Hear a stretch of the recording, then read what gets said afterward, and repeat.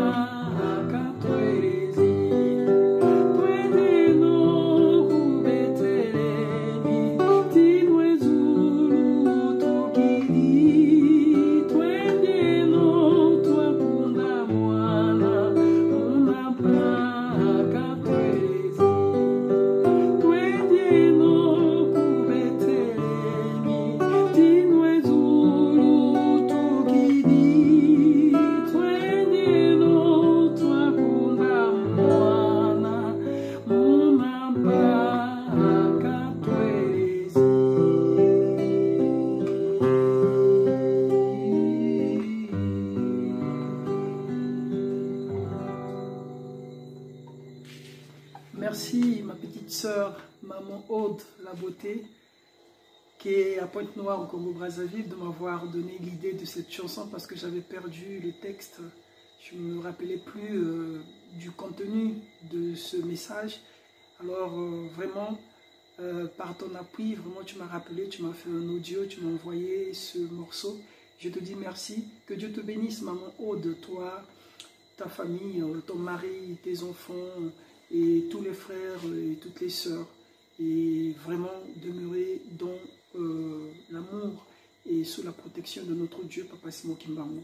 Et que vraiment la Sainte Famille puisse aussi vous accorder leur bénédiction. Tata Mwanda Velela, Tata Simon Kimbangu, Muna Kanda Dialogo, na yetu Kintwadi, Muna Zola, Yezola Diaka.